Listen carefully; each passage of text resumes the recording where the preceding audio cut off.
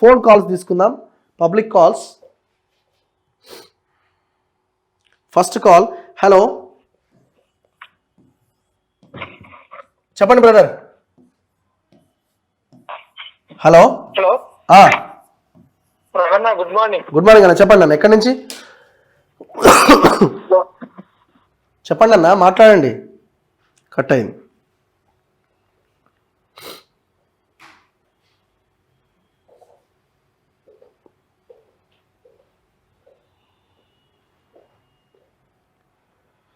First call. Hello. Hello, చెప్పండి అన్న, ఎక్కడి నుంచి? నమస్తే అన్న. నమస్తే. అయితే ఇక్కడ నేను హైదరాబాద్ లో ఉంటా, ఆర్మూర్ గల్లి. అన్న చెప్పన్న. అయితే ఇక్కడ మన ఫార్మాసిటీ రద్దు చేస్తా అన్నారు కదా అన్న. సో ఏంటంటే రియల్ ఎస్టేట్ కొద్దిగా కుదేలైనట్టు అనిపించింది. అవునా? ఓకే. మళ్ళీ ఎవరు నైట్ సంప్రదించారు కదనో 10 విలేజెస్ లో పెడతాను ఫార్మాసిటీ అని అన్నాడు. ఆ భూములు పడిపోవడం వల్ల middle class, lower middle class కి ఒక ఊపు వచ్చింది. అరే, అఫోర్డబుల్ హౌసింగ్ ఉంటది మాకు అట్లీస్ట్ తర్వాత అన్న అనుకున్నాం. ఫస్ట్ ఏంటంటే ఇక్కడ మన పల్లెటూర్ల నుంచి వచ్చేసి, అక్కడ నుంచి వచ్చేసి హైదరాబాద్ లో 10 సంవత్సరాల నుంచి ఉంటున్నాం మేము. ఈ అఫోర్డబుల్ హౌసింగ్ కోసం చూస్తాం. ఒక 30-35 lakhs లో మనకి ఇల్లు అయ్యేటట్టు ఉంటే పోపు. సో ముఖ్యమంత్రి గారు అలాంటి దాని మీద కూడా దృష్టి పెట్టాలి. ఓకే ఓకే అన్న, right, thank you. Okay. Hello అన్న, టీవీ ఆపాలన్నా. హలో.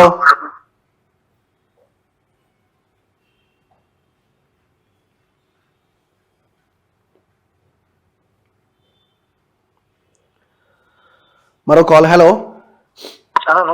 నమస్తే అన్న, ఎక్కడి నుంచి అన్న? మహబూబ్నగర్ నుంచి అన్న. మహబూబ్నగర్, చెప్పన్నా. అదే పేపర్ స్కీమ్ గురించి. గొర్రెల స్కీమా అన్న? పైసలు కట్టి మళ్ళీ వేరే వాళ్ళ గొర్రెల కాడికి జీతం వచ్చిన పైసలు కట్టి ఆ పైసల బాధలు. అయ్యో, ఆ పైసలు కట్టి జీతానికి వచ్చినావా? అప్పు ఇచ్చినానికి పైసలు కట్టలేక వేరే వాళ్ళ గొర్రెల కాడికి ఇప్పుడు గుంటూరు జిల్లాకి జీతం వచ్చిన. ఎక్కడికి? వేరే వాళ్ళ గొర్రెల కాడికి జీతం వచ్చిన. ఓకే. ఎంత? 40,000 కట్టినావా డీడీ? 40,000 కట్టినామన్నా. 46,000 కట్టినామన్నా.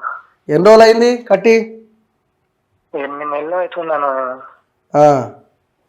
ఓకే, కొంచెం మాట్లాడన్నా దాని గురించి. తప్పకుండా. ఎంతమందికి రావాలా? మీ ఊర్లో ఎంతమందికి రావాలా? మా ఊర్లో బాగానే 78 మందికి కావాలన్నా. ఓకే, సరే భయ్యా, మాట్లాడతా.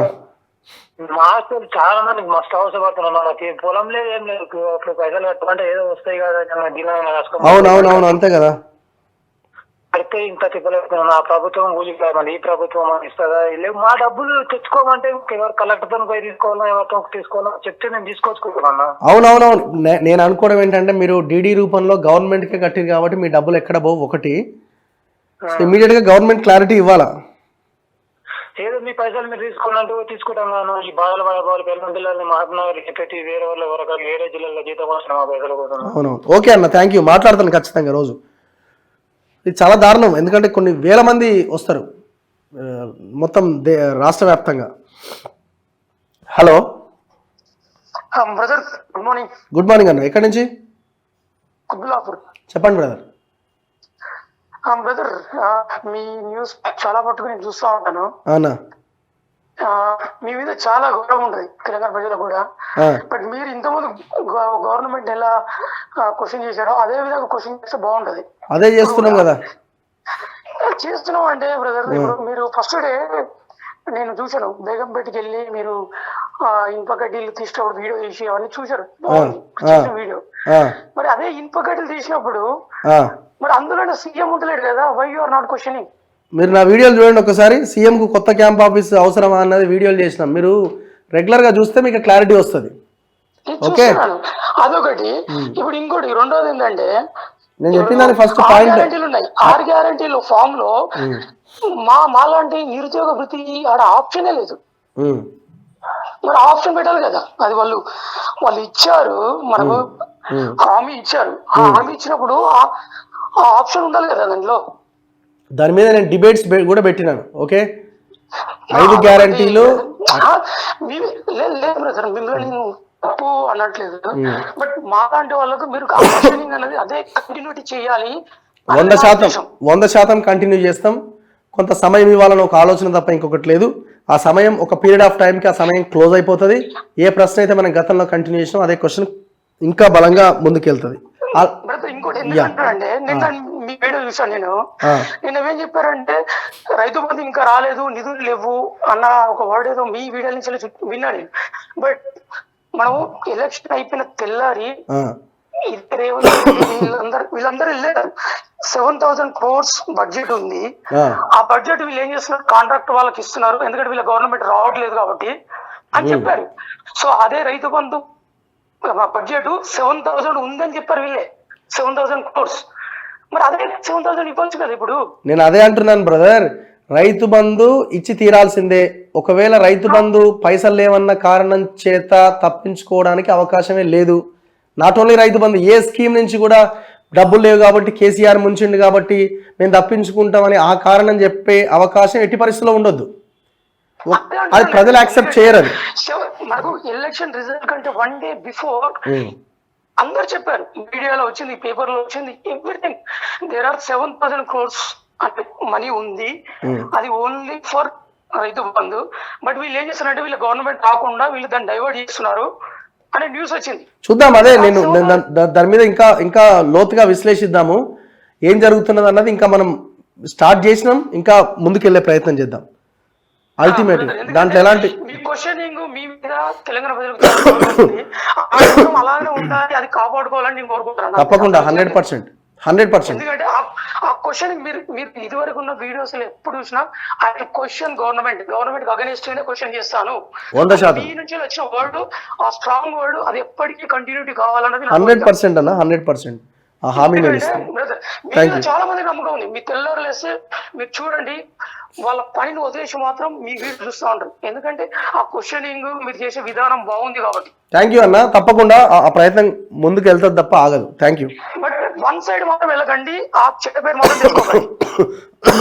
Right, thank you. హలో అన్నా, నమస్తే అన్న. నమస్తే అమ్మా. ఇదేంది కట్ అయింది. హలో, దయచేసి టీవీ మ్యూట్లో పెట్టండి.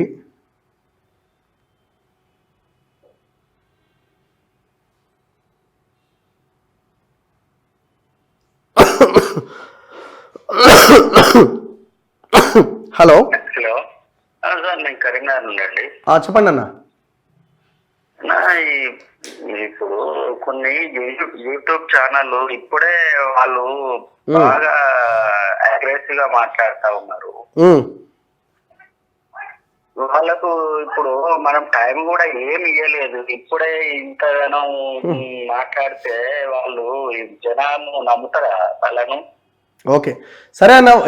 ఎవరి అభిప్రాయాలు ఎవరు ఏం వ్యక్తం చేసినా అల్టిమేట్గా పబ్లిక్ రిసీవ్ చేసుకునే దాన్ని బట్టి ఉంటుంది. సో పబ్లిక్ ఎట్లా ఒకటన్నా, ఇప్పుడు వాళ్ళు మాట్లాడనియండి, కొంచెం ఎట్లా అంటే పూర్తిగా మాటలు వినాలి రాకుండా మాట్లాడుతూ ఉన్నారు, వినొచ్చేటట్టు మాట్లాడతలేరు. అట్లా మాట్లాడద్దు కదా, ఏదన్నా మాట్లాడితే మంచిగా మాట్లాడండి, విమర్శించండి, కానీ మంచిగా విమర్శించాలి కదా. మరీ దారుణంగా మాట్లాడుతూ ఉంటే వినబుద్ధి అయితే లేదు, చూడబుద్ధి అయితే లేదు. YouTube channel. సరే అన్న, ఓకే, థ్యాంక్ యూ.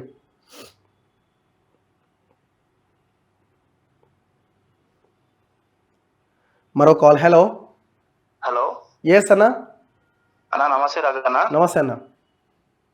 బాగున్నారా అన్న? బాగున్నాను, చెప్పండి అన్న.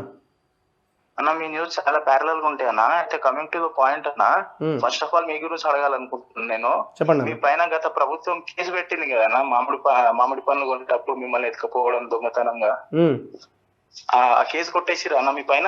అన్ని కేసులు అట్లే ఉన్నాయి అన్న, ఇంకేడబోతాయి అవి. మరి ఇప్పుడు మనం కొట్టేసే ఛాన్సెస్ ఉన్నాయా? ఇప్పుడు వాళ్ళు ఎవరో కొట్టేద్దామని మనం ఎవరి దగ్గరకు వెళ్ళాం కదా, లీగల్ గా మనం ఫైట్ చేస్తాం. సింపుల్. తప్పకుండా అన్న మా ద్వారా ఏమన్నా మీకు కావాల్సి మేము కూడా సపోర్ట్ చేస్తాము. అయితే రగన్న నాదొక చిన్న అంటే ఓవరాల్ ఒక సమస్య.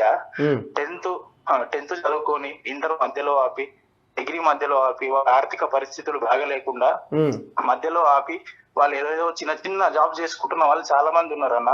ఓకే. ఒక 10,000కో 15,000కో 18,000కో. అయితే ఈ ప్రభుత్వము ఇట్లాంటి వాళ్ళని గుర్తించి ఒక మంచి స్కిల్ లేబర్ ని తయారు చేసి వాళ్ళకు ఒక గౌరవప్రదమైన శాలరీ అందించే ఏదైనా కార్యక్రమం చేస్తే బాగుంటది అనుకుంటున్నాను. అట్లా కొన్ని లక్షల మంది ఉన్నారు అన్న, లక్షల మంది ఉన్నారు. అవునవును, మీరు చెప్పింది 100%. అందుకే వీళ్ళు ఏం చేయాలంటే ఈ స్కిల్ డెవలప్మెంట్ సెంటర్స్ ని పెట్టాలి. 10th మధ్యలో ఆపేసి, డిగ్రీ కూడా మధ్యలో ఆపేసి, ఆర్థిక పరిస్థితులు బాగాలేక వాళ్ళ ఇంటి భారాన్ని భుజాన్ని వేసుకొని వాళ్ళు ఎక్కడెక్కడో 10,000కి 12,000కి 15,000కి జాబ్ చేస్తున్న వాళ్ళు లక్షలలో ఉన్నారన్న. అవును, కొన్ని లక్షలలో ఉన్నారు. వీళ్ళ పైన దృష్టి సారించి వీళ్ళని స్కిల్డ్ లేబర్స్ లాగా తయారు చేసి వీళ్ళకు ఒక మంచి కంపెనీకి అటాచ్ చేసి గౌరవప్రదమైన శాలరీస్ వీళ్ళకి ఇప్పించగలిగితే చాలా బాగుంటుంది అన్న. థ్యాంక్ యూ అన్న, థ్యాంక్ యూ. సో ఆ ప్రయత్నం చేయాలి. స్కిల్ డెవలప్మెంట్ సెంటర్స్ ఎక్కువగా ఏర్పాటు చేయాలి జిల్లాల వారీగా. సో అప్పుడు వాళ్ళు పని నేర్చుకున్న తర్వాత వాళ్ళు చేయడానికి అవకాశం ఉంటుంది. ప్రశాంతంగా వాళ్ళు దర్జాగా బతుకుతారు. హలో అన్న, చెప్పండి. నమస్తే అన్న. అన్న అన్న, మనము కాంగ్రెస్ కు ఓటేసింది ఏమిటికి అంటే వాళ్ళు 6 గ్యారంటీల కన్నా ముఖ్యంగా కేసీఆర్ మీద అవినీతి బయట పెడతాడు అని ఫస్ట్, తర్వాతకి గ్యారెంటీల గురించి ఆలోచించినవన్నా. ఖచ్చితంగా కేసీఆర్ దోస్తే అవి చెప్పుకోవడం అయితే కరెక్ట్ కాదు రేవంత్ రెడ్డి. ఓకే, అది అన్న మా ఒపీనియన్. రైట్ అన్న, థ్యాంక్ యూ.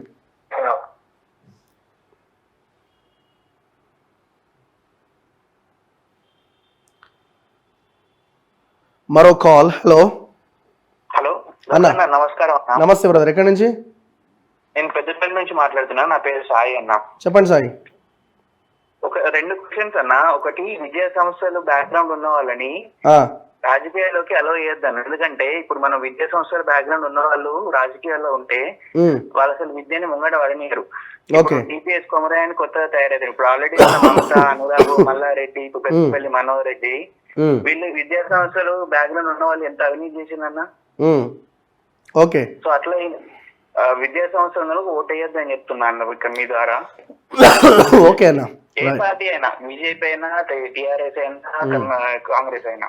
రైట్, ఓకే అన్న, థ్యాంక్ యూ. ఇప్పుడు కర్ణాటకలో ఇప్పుడు కాంగ్రెస్ పెట్రోల్ 6 గ్యారెంటీలు వద్దన్న. కర్ణాటకలో పెట్రోల్ 100 రూపీస్ ఉన్నది. ఇప్పుడు మన తెలంగాణ 100 ఏం చాలు. ఇంకొకటి, మీరు ఎలక్షన్స్ ముందు బీసీడబ్ల్యూసీ అని ఒక మీటింగ్ లో కూర్చున్నారా, గుర్తుందా అన్న? అవును. ఇప్పుడు అది మర్చిపోయారేనన్నా. ఇప్పుడు మరి ఎంపీ టికెట్స్, ఎంపీ ఎలక్షన్స్ వస్తాయని బీసీ గణనలు చేయాలి కదన్నా. నేను ముందే చెప్పిన కదా నీకు, అదేనా ఇప్పుడు ఎలక్షన్ల తర్వాత ఎవరు మాట్లాడరని చెప్పిన కదా. కానీ మల్లన్న గానీ ఇప్పుడు 9 పార్లమెంట్ 12, ఇప్పుడు కాంగ్రెస్ పార్టీని 9 బీసీ సీట్లు అడగాలి. బీసీలు నేను చాలా క్లియర్ గా ఆ రోజే చెప్పిన, ఇది ఎలక్షన్లకు ముందు చేసే డ్రామాలు తప్ప ఎలక్షన్ల తర్వాత ఎవరు మాట్లాడరని. అదే జరుగుతుంది, అందులో డౌట్ లేదు. ఏ సంఘం కనబడదు. తీన్ మార్మల్లన్న కూడా మర్చిపోయాను. ఇప్పుడు 9 బీసీ సీట్లు ఇవ్వాలి. మరి ఇప్పుడు 9 పార్లమెంట్ టికెట్లు ఇవ్వాలి. ఓకే, 12-17 సీట్లు వెళ్దాం. రైట్ అన్న, థ్యాంక్ యూ. థ్యాంక్స్.